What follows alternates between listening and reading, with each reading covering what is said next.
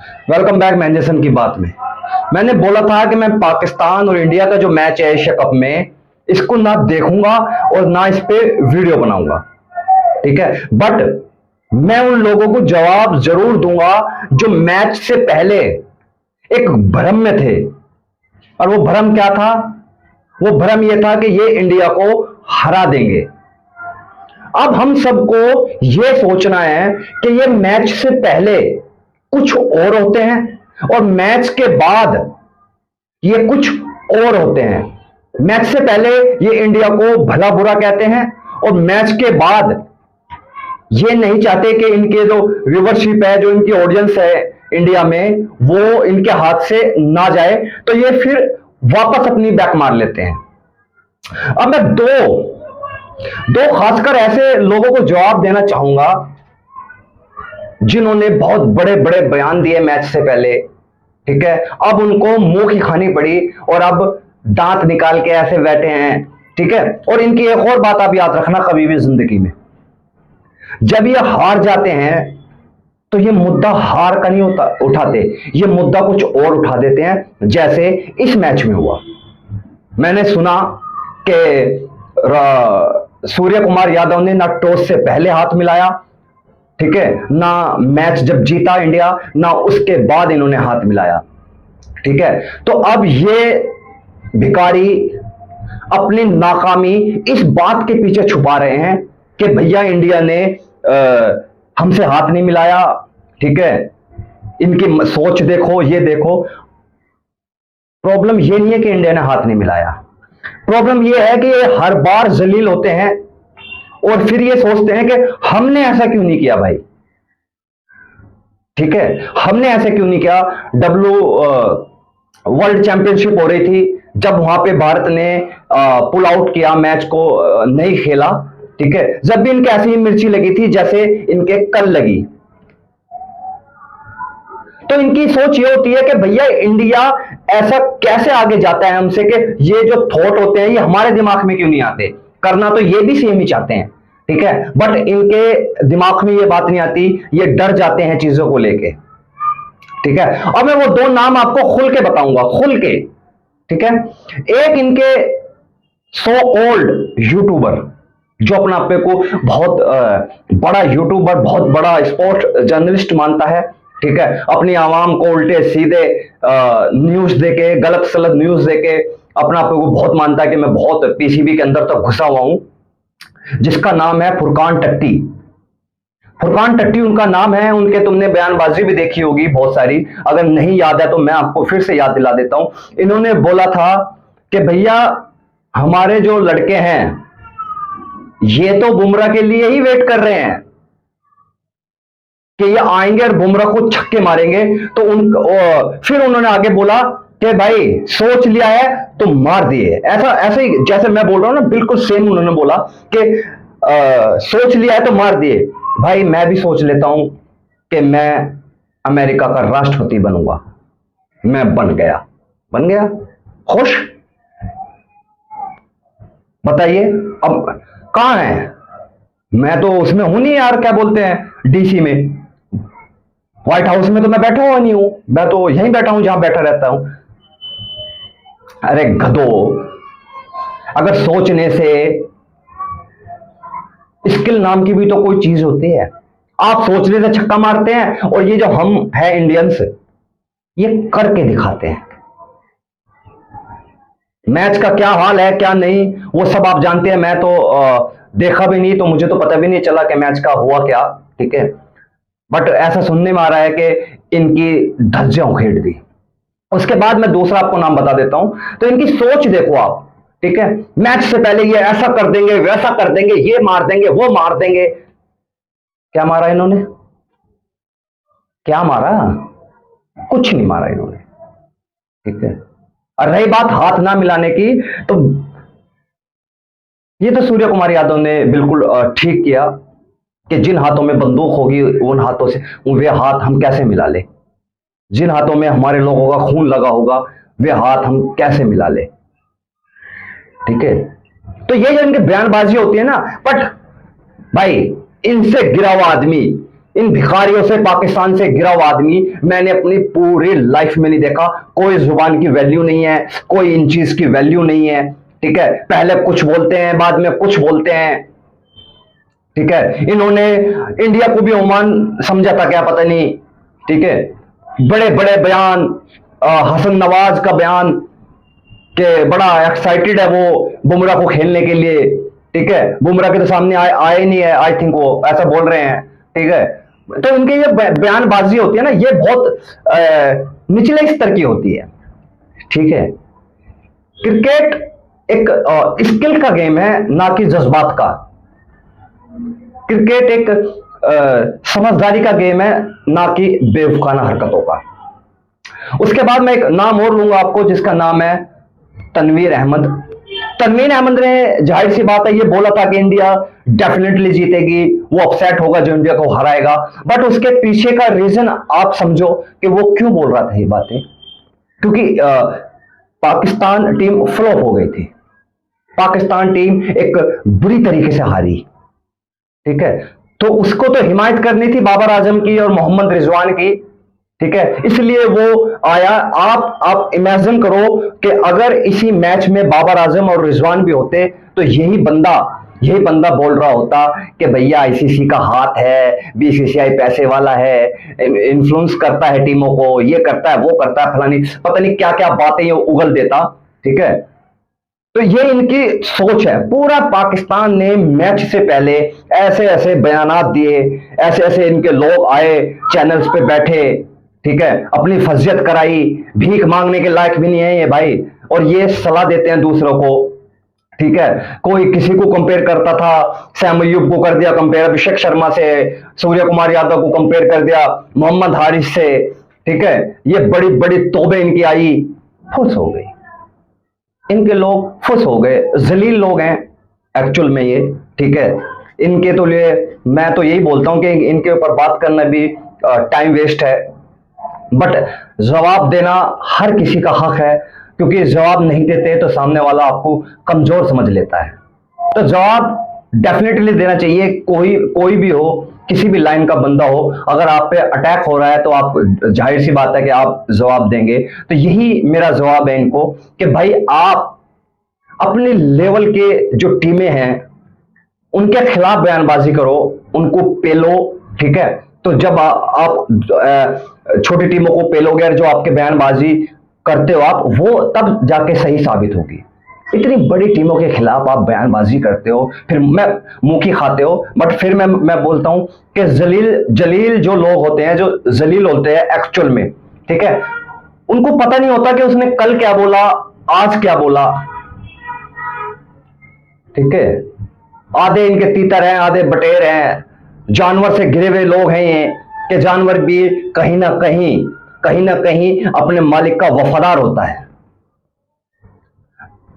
एक बात मैं आपको बता देता हूं, कुछ रिश्ते ऐसे होते हैं जिसको हम चुनते नहीं है, हम पैदा होते हैं उनको लेके। उनमें से एक रिश्ता बाप का है। बाप हमेशा बेटे से ऊपर ही रहता है, क्योंकि उसने आपसे पहले दुनिया देखी होती है, आपसे पहले उसने समाज देखा हुआ होता है। मतलब इस दुनिया में जो चीजें हैं वो आपसे पहले देख चुके होते हैं। तो ये बिल्कुल सही कहावत है कि बाप को मत सिखाओ, ठीक है। तो हम जितने भी इंडियंस हैं ये पाकिस्तानियों के बाप ही रहेंगे। ये नाता इन्होंने बनाया नहीं है, ये नाता इनको मिला है। बाप होता है, बेटा बेटा होता है। बेटा कितना भी आगे बढ़ ले, बाप के हमेशा नीचे रहता है। अब ये चीजें इनको मान लेनी चाहिए, हमारे अंडर में आ जाए, हमें अपना गुरु मान ले और हमारे शागिर्द बन जाएं। क्योंकि अगर ये हमारे शागिर्द बनते हैं, हमारे चेले बनते हैं, तो वो एक कातिया का डायलॉग है घातक फिल्म का, जब सनी देओल से उसकी मुलाकात होती है कातिया की, तो वो एक डायलॉग मारता है कि अगर कातिया को रहम आ गया तो तुझे मौत भी दे देगा। सनी देओल को बोलता है कि अगर कातिया को तुझ पे रहम आ गया, मतलब उसका कहने का मतलब ये था कि तेरी इतनी बुरी हालत कर दूंगा मैं, इतनी बुरी हालत कर दूंगा कि लास्ट में तू मरना चाहेगा पर मरेगा नहीं, बट कातिया को अगर तेरे पर तरस आ गया तो तुझे मौत भी दे देगा। तो ऐसे ही हमारे शागिर्द बन जाओ, हमारे चेले बन जाओ। अगर हमें तुम पे तरस आ गया तो हो सकता है कि हम तुम्हें थोड़ा सा ज्ञान दे दें इस दुनिया को समझने का, क्रिकेट का ज्ञान दे दे कि क्रिकेट खेली कैसे जाती है। ठीक है, पूरा पाकिस्तान इस वक्त चिल्ला रहा है, रो रहा है। ठीक है, पेशाबें पैंट में निकल चुकी हैं उनकी। ठीक है, पेशाबें गीले हो चुके हैं उनके। आप अंडरवेयर देख लें और उनकी पैंटें देख लें उठा उठा के, तो कुछ ने तो पीछे से अपनी पैंट और अंडरवेयर खराब कर लिए हैं और कुछ के आगे से खराब हो गए हैं। ठीक है, हग मूत सब दिया इन्होंने। ठीक है, जिसके पेशाब नहीं आ रहा था उसने पीछे से अपनी पीली लैट्रिन निकाल के अपना अंडरवियर पैंट खराब कर लिया है। उसके बाद जिसका पेशाब आ रहा था उसने पेशाब कर दिया पैंट में, पाकिस्तानी प्लेयर्स ने, पाकिस्तानी आवाम ने, पाकिस्तानी क्रिकेट फैंस ने। ठीक है, और ये जो मैं आप जो हैंडशेक का ये लफड़ा जो चल रहा है ना, ये एक्चुअल में सही है। ये यार ये इसी लायक हैं, इसी लायक ये लोग हैं, ये कुत्ते लोग हैं, ये जाहिल लोग हैं, ये जलील लोग हैं। इस दुनिया में जितने भी शब्द हैं किसी को यूज करने लायक, वो सब इन पे। अरे मरो मार, लालत है तुम पे। ठीक है, मरो कहीं जाके, डूब जाओ। जो बाढ़ आई हुई है ना, जो पानी छोड़ा हुआ है उसी में जाके डूब मरो सब। ये हरकतें आपकी। ठीक है, बट मैं जैसे फिर आपको एक बात बता देता हूं कि ये चाहते ये भी हैं, हो सकता था ये भी हैंडशेक ना करते, बट इनके दिमाग में ये बात आई नहीं। हर चीज पहले इंडिया करता है, फिर इनको बाद में याद आता है, ओह यार ये चीज तो हम भी कर सकते थे, हमने क्यों नहीं की। ठीक है, तुमने इसलिए नहीं की कि तुम्हारी औकात नहीं है हमारे आगे ये चीज करने की। ठीक है, तुम हमारे सामने सिर्फ एक काम कर सकते हो, अपनी पैंट में पेशाब कर सकते हो सिर्फ, और वो हमने आपको कराया। ठीक है, हर चीज में आपको कराया। आपके जितने भी स्टार्स थे, जितने स्टार्स थे क्रिकेटर्स के, सब भीख मांगते नजर आए हमारे प्लेयर्स के सामने, सब भीख मांगते नजर आए। ठीक है, छक्के चौके तो बहुत दूर की बात है, बहुत लंबी बात है कि आप हमारे खिलाफ छक्के चौके मारोगे, आप तो खड़े भी नहीं हो पाते हमारे सामने। तो आप फिर बयानबाजी क्यों करते हो हमारे खिलाफ, ये बताइए। मजा आता है आपको हमारे खिलाफ बयानबाजी करने से। ठीक है, बयानबाजी बिल्कुल ऐसे होती है, एक पेज पे होती है, एक चीज उस पे लेवल पे जाके बयानबाजियां होती हैं। ऐसा नहीं होती कि हम आसमान से बयानबाजी कर रहे हो और आप जमीन से बयानबाजी कर रहे हो तो सुनाई नहीं देगा कुछ भी। ठीक है, एक लेवल पे आओ, बयानबाजियां करो, तब हम भी एक अच्छे तरीके से आपको डील करेंगे। ठीक है, नहीं तो हम आपको भिखारी बोलेंगे, हम आपको जलील बोलते रहेंगे, क्योंकि हमारा आपका कोई लेवल नहीं है भाई, कोई लेवल नहीं है हमारा आपका। ठीक है, हर चीज में, एक्टिविटी में, एजुकेशन में, मतलब जितने भी इदारे हैं, जितने भी डिपार्टमेंट हैं, हम सब में उनसे आगे हैं। ठीक है, मैं सिर्फ क्रिकेट पे इसलिए बात नहीं कर रहा कि क्रिकेट ये मैच मैंने देखा नहीं है। ठीक है, बट ऐसा बोल रहे हैं वीडियो में कि भैया पाकिस्तान भीख मांगता नजर आया। ठीक है, और हाथ मिलाने की एक कॉमेडी रीजन बताता हूँ, कॉमेडी है ये, कुछ ज्यादा आप सीरियस नहीं लेना, ऐसा हुआ नहीं है, बट कॉमेडी है कि भैया पाकिस्तान वाले इसलिए इंडिया से हाथ मिलाना चाहते थे कि वो हार्दिक पांड्या ने जो 18 करोड़ रुपए की घड़ी पहनी हुई थी उसको चुराने की कोशिश कर रहे थे। वो इसलिए कोशिश कर रहे थे चुराने की, कोई इंडियन रुपए में 18 करोड़ की थी, अगर इनके यहाँ जाएगी तो वो 55 करोड़ के समथिंग बन जाएगी। तो 55 करोड़ रुपए तो ये इनको बल्ले बल्ले है इनकी। ठीक है, 5-5-7-4 करोड़ रुपए इन सब पे आ जाते। तो ये एक कॉमेडी रीजन है इनका हाथ मिलाने का। जेन्युइन रीजन ये था कि जब टॉस पे, ये मेरी अंदर की खबर है, ठीक है, कि रेफरी आए, रेफरी ने सलमान अली आगा को बोला कि भाई आप इनसे हाथ मत मिलाना, क्योंकि आप हाथ मिलाने की कोशिश करेंगे, ये हाथ नहीं मिलाएंगे तो आपकी और ज्यादा बेइज्जती होगी। ठीक है, तो ये रुतबा है हमारा, ये रुतबा है हमारा कि हम बोल भी नहीं रहे हैं, हमारे आदमी आके आपको बोल रहे हैं कि भैया हाथ ना मिलाना इनसे, ना तो हाथ ही उखाड़ देंगे आपका। ठीक है, हर चीज में हम आगे हैं, हर जगह इनको हमने शिकस्त दी है। क्रिकेट में दी, वॉर में दी, एजुकेशन में दी, फिल्म इंडस्ट्री में दी। इनके सो कॉल्ड सिंगर, इनके सो कॉल्ड एक्टर हमारे यहाँ के करण जौहर का लेते हैं मुंह में, ठीक है। भीख मांगते हैं हमारे यहाँ के कि भैया हमें काम दे दो।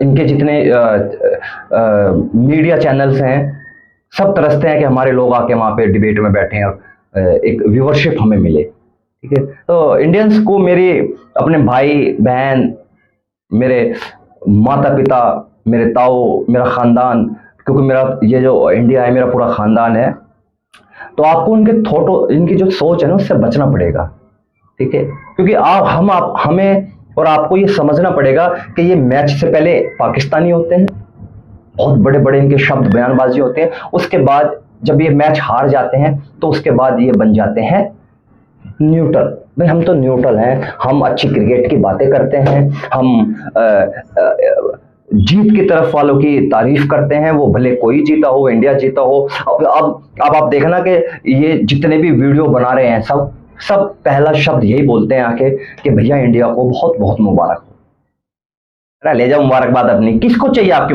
मुबारकबाद? तुम जैसे मनहूसों की मुबारकबाद चाहिए हमें? तुम्हारा तो चेहरा देखते हमारा दिन खराब होना शुरू हो जाता है, ठीक है। ये तो हमारी ताकत है कि आपका मनहूस चेहरा देखने के बावजूद भी हम जीत जाते हैं। तो इसका मतलब यह है कि हम आपसे बहुत आगे हैं, हम स्किल्स में भी आपके बहुत आगे हैं। नहीं तो आपका तो चेहरा कोई भी देख ले वो साला बर्बाद हो जाता है, ठीक है।